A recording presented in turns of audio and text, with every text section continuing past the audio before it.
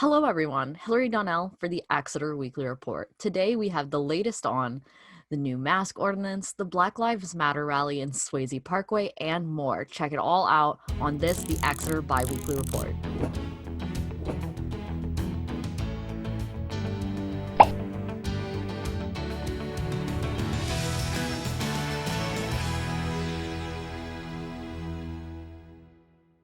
First up, we have a message from Exeter Health Officer James Murray about the new mask ordinance and what you need to know.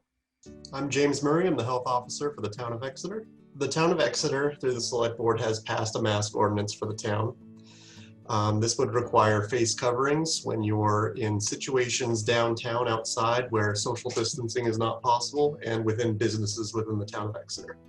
So face covering per this ordinance is a covering made of cloth, fabric, or other soft permeable material without holes that covers the nose, mouth, and surrounding areas of the lower face. So face covering may be factory made, it can be homemade as well.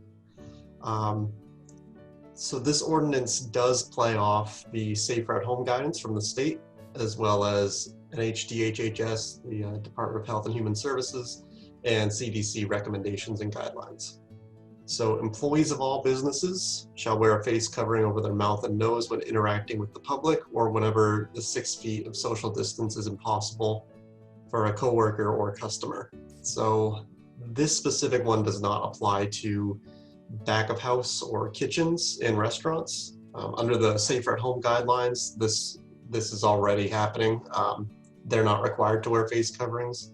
There's no evidence of foodborne spread of COVID, and the heat of a kitchen, it can be dangerous to wear a face mask. So we've included that exception just to kind of piggyback off the Safer at Home guidelines. So when we're talking about outside downtown areas, and there is a map available on the town website along with this ordinance. So on the town website, you can find a copy of this ordinance as well as the map that applies to the downtown areas. This does apply to outside areas where social distancing is not possible. So if you're walking and there's 6 feet around you, no one within that 6 feet, you don't have to wear a face covering.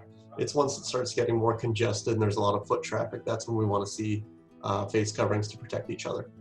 You can check out James Murray's full video on the new mask ordinance on our YouTube page, Facebook, or Channel 98.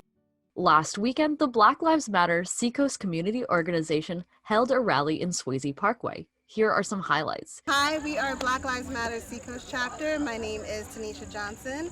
My name is Clifton West. I'm Camilla Thompson. And we are the leadership team of BLM Seacoast. Today we are here as Exeter's first rally. We are here to break the silence of the racial injustices happening along the Seacoast area. We are committing ourselves to be the implementer of change and to raise the voice and bring an anti-racist and anti-Black community here along the Seacoast area. So we are excited for today, seeing everyone come out and sharing their voice and showing this community that Black lives do matter. Everybody wants to be an ally, but what we're looking for and what we need are co-conspirators. People who are going to take action, people who are going to speak up, stand up at Thanksgiving dinner when your aunt says something racist. It's your responsibility to call them out. Ignorance brings fear. Fear brings anger. Anger brings violence. So the reason why I wanted to run for school committee is because I want the town of Kittery to see me as a part of the town. Yes, it is true that electoral politics alone will not save us, but they are a part of this fight. Vote like your best friend is gay, like your mother is without health care, like your neighbor is Muslim. Vote like the lives of Black and brown people are on the line, because they are. Yeah, for a show of hands. How many of y'all didn't realize how bad racism really was in this country until after the 2016 election?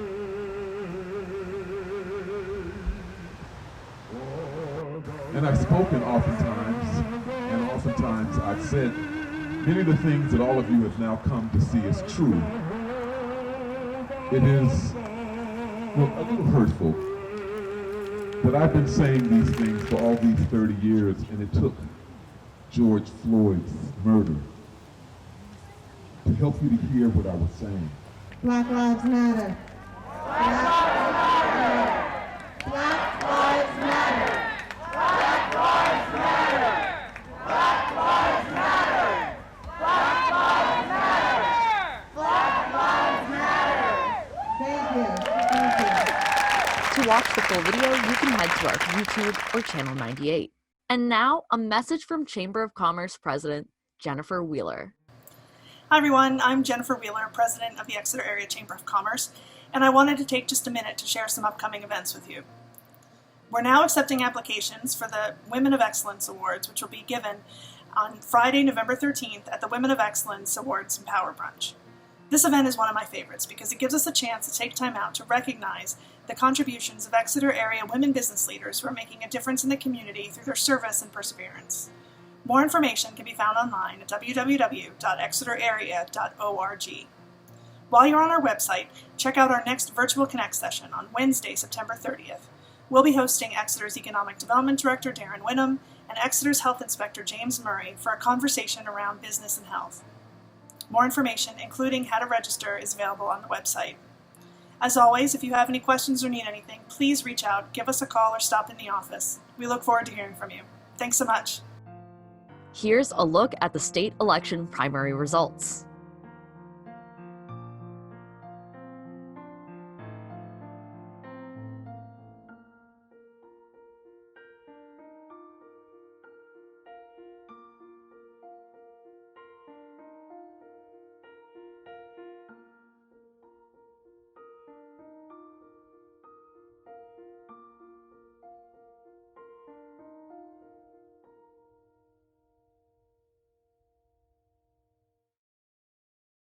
Next, the Executive Director of Team Town Exeter Arts and Music to talk about upcoming events.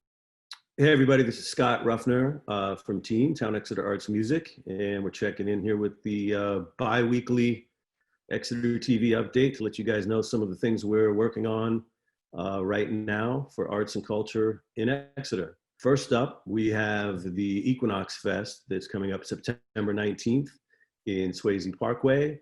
We're going to have about 20 artist vendors. It will be set up very similar to the farmers market with plenty of distancing between the vendors and masks required. And we're going to have live music all day on the pavilion stage from 11 a.m. to 6 p.m. Also with plenty of distance, plenty of green space there for people to socially distance and be able to enjoy the music. We're going to have some dance performances, an African drum ensemble, the Aquaba Ensemble, live music from Cold Engines, Rock Spring, which is a local bluegrass band, Red Tail Hawk, and also a singer-songwriter tent. So plenty of choices for people to get out in our beautiful parkway and enjoy some fresh air and some live music in a safe and comfortable setting. We also have live music each week that we're sponsoring with Sawbelly Brewing out on Epping Road, Wednesday night, Thursday night, Friday afternoon and Friday night, Saturday afternoon and Saturday night, and Sunday all day from noon to 5:30 with all kinds of different singer-songwriters and duos. And on Sundays, there's a live reggae band from 3 to 5:30 as well. We're working with Sawbelly on an Oktoberfest event, which will be the last weekend in September, where they're going to be launching their new locally brewed Oktoberfest beer, brewed right here in Exeter. And we'll have live music with some artist vendors there, working with the New England Truck Center, who owns all of that property, and they've been gracious enough to allow us to use the old Jaguar parking lot. And then lastly, we're also working on some initiatives for downtown Exeter to really encourage people to get out and support their downtown businesses and local artists and craftsmen and craftspeople during these times. So check us out and keep updated with what's going on in town. Thank you. Up next, Justine has a conversation with early late night live show host Terry Trainer about making a public access show amid the pandemic. Hi, I'm Justine Follansby with EXTV. I'm here with Terry Trainer, the host of the Early Late Night Live Show. So Terry, how do you go about choosing what you're going to talk about in every episode? Well, we started, the premise of the show was no sports and no politics and no swearing. We wanted the show to just be funny and fun, that if it's playing in the background and your kids walk by, it's not a big deal. We say that if you can't make a joke about it, we don't really want to talk about it. That's our rule of thumb with most content. And what's it been like shifting from live interviews to organizing everything through the pandemic? What have the challenges been, and have you seen any actual benefits from doing this process? There actually has been some benefits.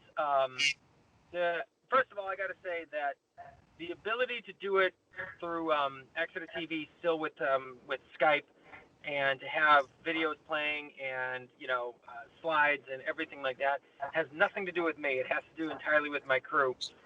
With my crew, Ryan, who's really good. He came up with the idea of how we're going to do it live.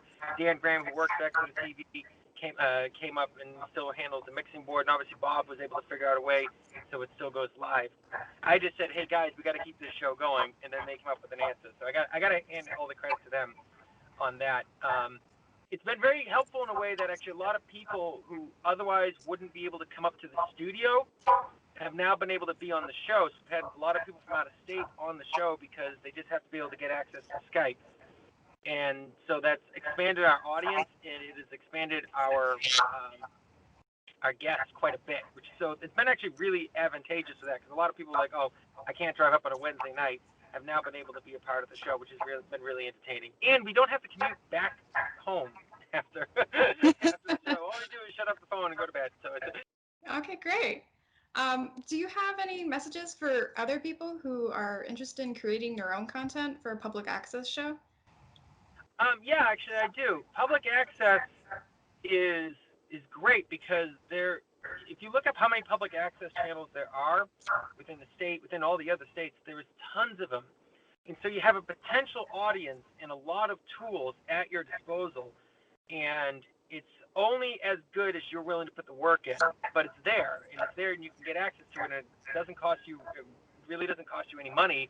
And it's just a matter of, you have all these tools at your disposal, and you can work and grow your audience and put your show on TV, which is just cool. It's really cool to have a show on TV. We can all make a YouTube channel, but there's still something kind of special about it being on TV. So I would highly recommend people that if they have content that, again, is appropriate for cable access, then yeah, to definitely do it, and definitely research it, and to find out if there's more channels that want to pick up your show, because there's a lot of places where you can just drop your video onto a website and multiple channels will pick it up, and it's just a good opportunity to give yourself some exposure and to get access to tools you otherwise wouldn't be able to have. Coming up this week on Blue Hawk Media, an interview with Coach Bill as he discusses what you can expect as high school sports get up and running again.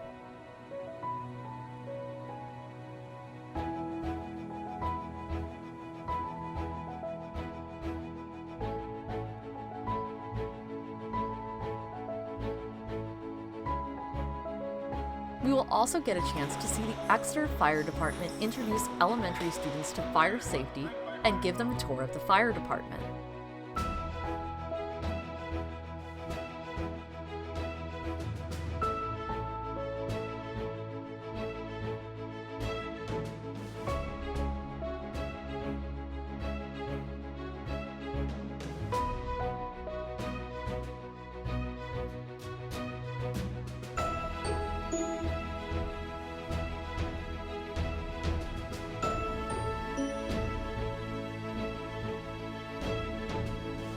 Catch all of these, plus the SAU 16 school boards and the 2020 SAU 16 convocation.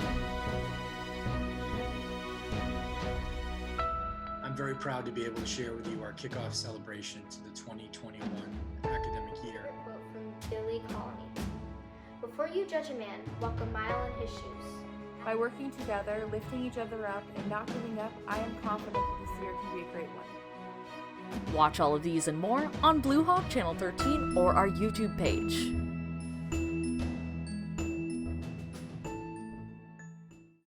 Thank you for watching, and we'll see you on our next episode on September 24th.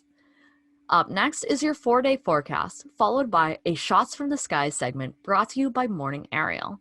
Have a good weekend, everybody. Thanks for watching. Friday will be partly cloudy, with a high of 69 degrees and a low of 47 degrees.